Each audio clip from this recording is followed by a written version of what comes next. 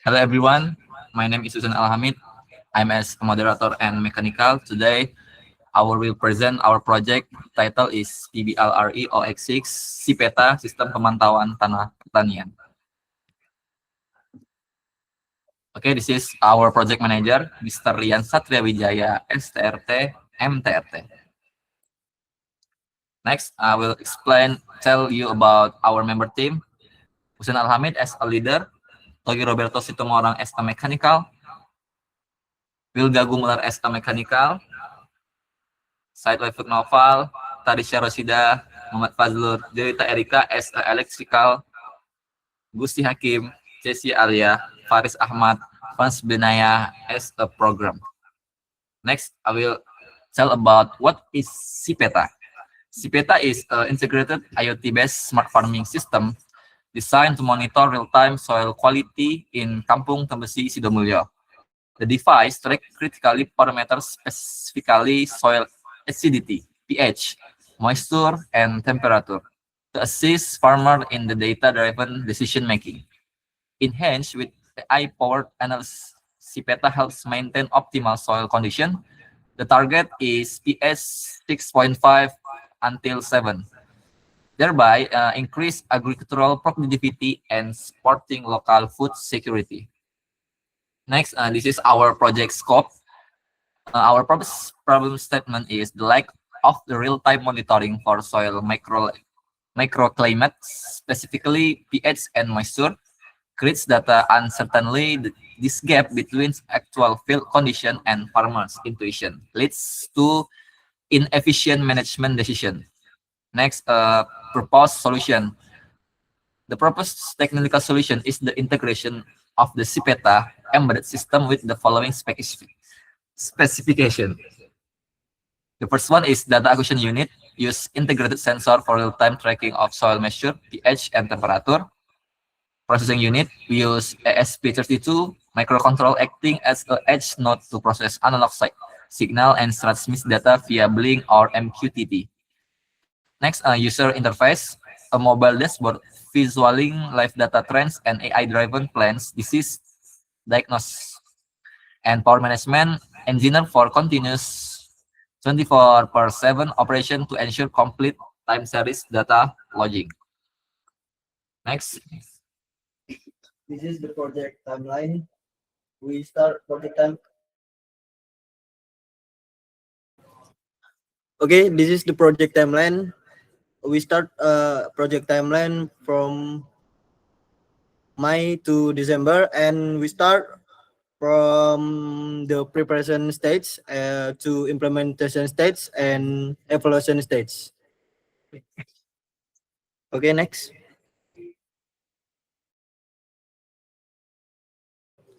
Okay, progress mechanical, we start from discuss with electrical team to determine the component dimension of solar panel mounting, hollow steel, panel box, chicken flow foundation. And we also conduct material decide use hollow steel. After that, we start designing of solar panel and box panel. Okay, next.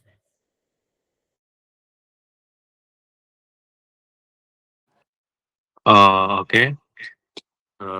In the final stage of our group, we assemble and install the solar panel onto the super frame to ensure that all bolts and nuts were properly secured.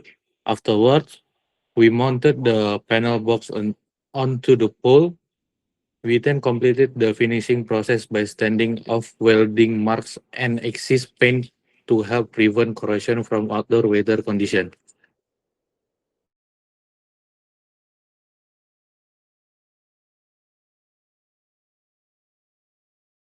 Okay, the next is about the electrical.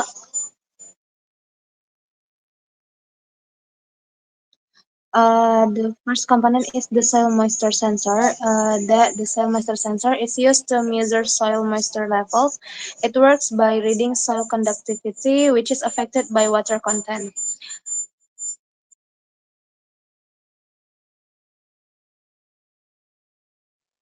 And then the operating voltage of the soil moisture sensor is 9 until 24 voltage DC, and then the operating current is plus or minus 10 until 30 milliampere. And then the next component is ESP32 that act as the main controller that process sensor data and send it to the display and the internet. The operating voltage is 3.3 volt and the input voltage is 5 volt. And then the next component is the RS485 module is used for long distance data communication between the sensor and the ESP32. The operating voltage is 5 volt and the operating current is plus or minus 5 until 10 milliampere. And then the next one is the LCD is used to display sensor readings such as soil moisture values. The I2C module reduce the number of connections to the ESP32, making the circuit simpler and neater. The operating voltage is 5 volt, and then the current, if it without backlight, is plus or minus 2 until 5 milliampere, and then with backlight is plus or minus 20 until 30 milliampere. And then the accumulator, the battery stores energy to supply power when there is no sunlight. The nominal voltage is 12 volt and the capacity is 7 ampere hour. And then the solar panels acts as the main energy source by converting sunlight into electrical energy. The maximum power is 20 watt peak, and then the nominal voltage is 12 volt. And then the next one is the solar charge controller, regulates the charging process from the solar panel to the battery. It protects the battery from overcharging. The maximum current is 10 ampere, and then system voltage 12 volt or 24 volt. And then the last one is the battery is used as an additional power source for components that require 5 volt. It helps maintain stable power supply for the system. Maximum current is 2 ampere. Okay, next. Okay, now diagram block. The CPETA system works by utilizing solar panels as the main energy source that generated DC voltage, which is then regulated by a solar charge controller to safely charge the battery and protect the system from overcharging and over-discharging conditions, where the energy stored in the battery is used to supply the entire circuit, especially the ESP32 as the main control. The soil moisture sensor detects soil moisture levels and sends the data to the ESP32 to be processed according to the system logic, such as making decisions related to irrigation, while also preparing data for the monitoring process. The process's data is then sent through to communication channel, namely the RS485 module for stable long-distance cable communication and Wi-Fi ESP32 to connect the system to the internet. So the data can be sent to the Blink platform and monitored in real time. Information of the system status is then displayed locally via I2C LCD and can be accessed remotely using a smartphone.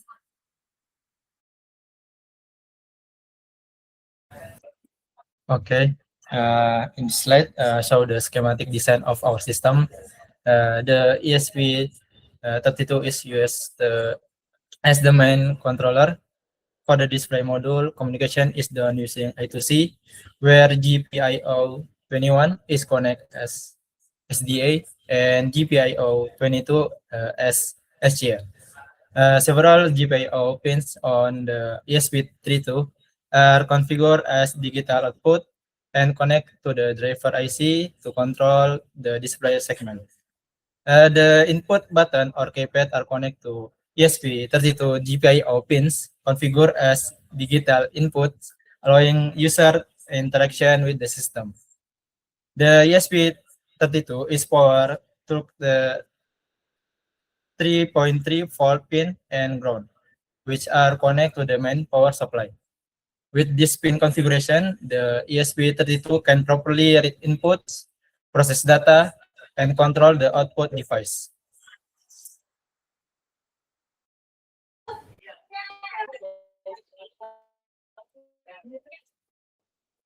Okay, next is the wiring diagram of our system is presented. The wiring diagram is used to show the physical connection between the components. It's like making the assembly and installation test easier to understand and implement in the field. The first is solar panel and the solar charge controller. The function as the main energy source of the system, the DC voltage generated by the solar panel is delivered to the solar charge controller, which regulates the battery charging process to ensure the safety and stability. In addition, a 12-volt lead-acid battery is used as an energy storage unit. This battery is allow the system to operate even when there is no sunlight and serve as the power source for the soil moisture sensor. The second is 5-volt battery. The 5-volt battery function as the power supply for the system, specifically to power ESP32 and other low voltage components. Third is ESP32. The ESP32 acts as the main control unit of the system. It receives the data from the sensor, processes the data, and controls the output display. Fourth is soil moisture sensor. It's used to measure soil moisture level and send the collected data to the ESP32 for processing. Fifth, I2C module. The I2C module used to simplify the communication between the ESP32 and the LCD while reducing the number of pins required. 6. LCD and the application. The function as local display to show soil moisture data in real time. In addition, a mobile application is used as an output interface to display sensor data remotely for the monitoring purpose. And next. Okay, next, programming. I would like to present the core of our project, focusing on the ESP32 frame architecture for the CPTA system. This framework serves as the brain of our device, bridging the gap between physical sensor and the cloud interface. The system initialized by integrating three core library, Wi-Fi.h for network connectivity, being simple ESP32.h for cloud interaction, and DHT.h for sensor data association. With the hardware pins section to GPIO 14 or sensor and GPIO 2 status LED, connectivity is established using sector blink AutoCAN and Wi-Fi credentials, and allowing the device to communication directly with the Blink cloud server. The core logic recites the sensor function, which manages data acquisition from DHT11 sensor. This function includes a validation layer to prevent corrupt data transmission. If a sensor error occurs, the system logs the issue, the serial monitor. Once validated, the temperature and humidity data are mapped to virtual pins with V0 and V1. This virtual mapping decouple the physical hardware from the software interface, providing flexibility for feature dashboard scaling. Finally, the execution for the managed through a non-blocking method in the main looping. By utilizing Blink.run and Blink timer, the system performs multitasking and maintains a stable cloud connection while simultaneously presently sensor data without the use of delay, ensuring the system remains responsive, rebounds, and ready for the real-time monitoring. Next is an explanation of the front-end architecture program, which will be explained by Gusri. Please proceed. Okay.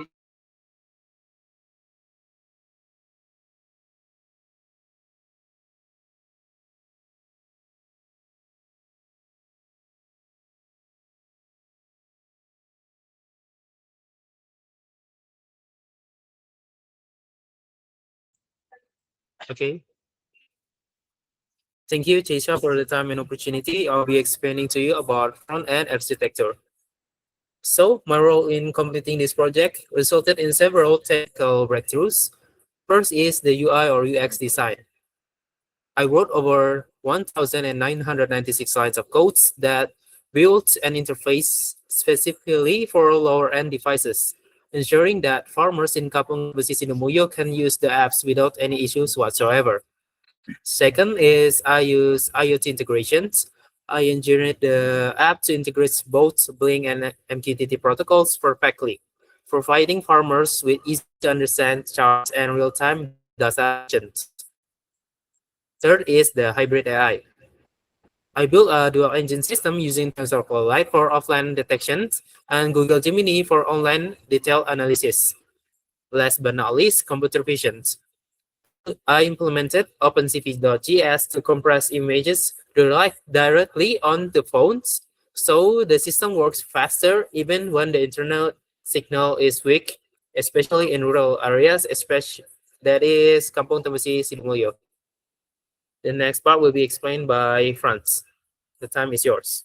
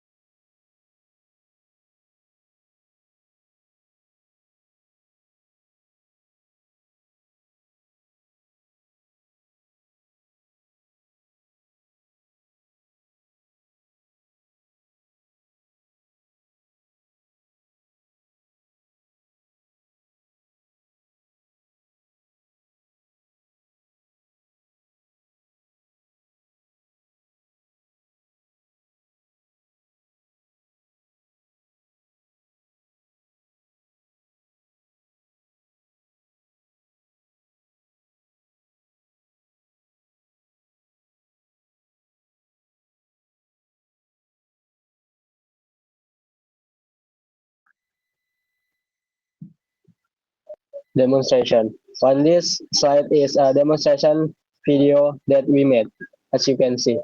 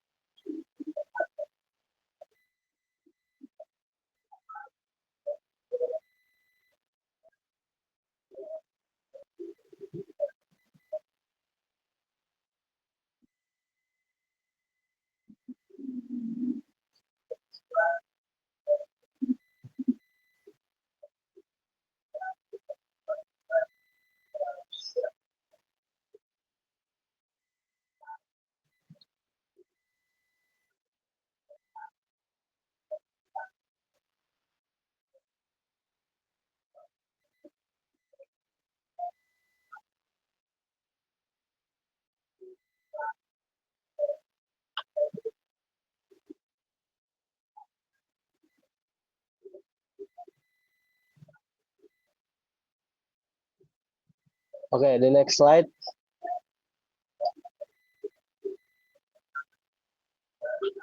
This slide shows the result of the calibration and validation of the pH sensor accuracy in buffer of pH 4, 7, and 9. Each test was performed 20 times. The results show small and consistent error, with overshoot at pH 4 and undershoot at pH 7 and 9. Overall, the sensor is sufficiently accurate and stable for use. The next slide.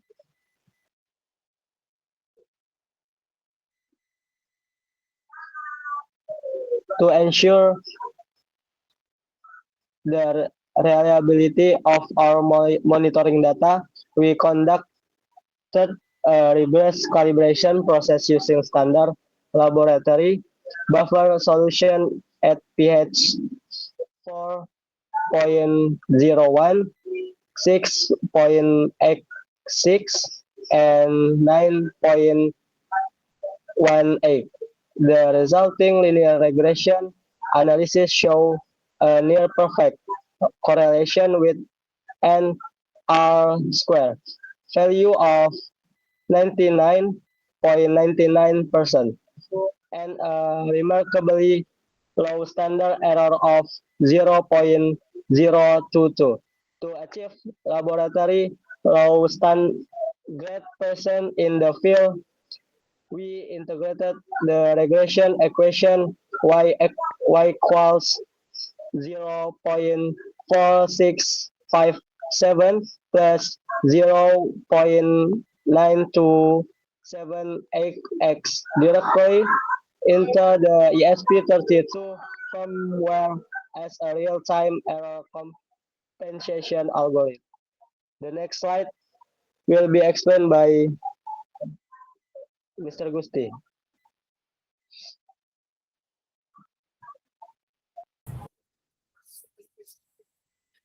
Okay, thank you, Faris, for the time and opportunity again. I'll be explaining to you about field testing analysis.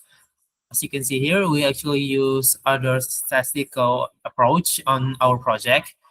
Other than regression linear, we use individual moving range chart. As you can see here, we have 3 individual moving range charts, consist of pH tanah, kelembapan, dan suhu. As you can see here. Next slide.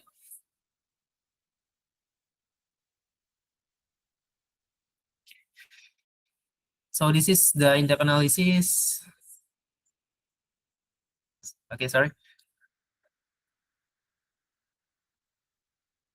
Okay, so this is the depth analysis of the field testing analysis based off the individual moving charts. As you can see here, we have 3 points that I can show you. The first is high sensitivity and distinctions. The system demonstrates high sensitivity by successfully detecting extreme process of shifts during the transitions between testing locations. Based on the recorded data, soil moisture significantly increased from 40.1% to 43.9%, while the level of the pH decreased from 6.8 to 5.9. The out of control indicates based on the data in individual values chart validates the sensor ability to clearly distinguish different environmental conditions without any data overlapping whatsoever. The second point is the fast response times. Analyzing of the moving range charts reveals that a significant signal spike at the exact moment of the site transitions. This spike occurs with a single data collection interval of less than 1 minute, which proves a very small time constant or tau. In the systems, such responsiveness ensures that the device can capture environmental fluctuations instantly with minimal data lagging, so it can provide a reliable real-time analytics for the farmer. Last but not least, system stability or noise reduction. The system maintains excellent stability as evidenced by the temperature readings, which remains consistent with a narrow range of 28.3 Celsius to 28.6 Celsius. The minimal variance in temperatures, despite the drastic shifts in soil moistures, indicates a superior thermal insulation and low cross-self interference. This confirms that the internal electronics and sensors are well integrated, ensuring that the changes in one parameter do not compromise the accuracy of other parameters. As you can see here on the right side, we have the tables. We actually do the same thing. We collect 20 data. Okay, for the next slide will be explained by Franz. Conclusion.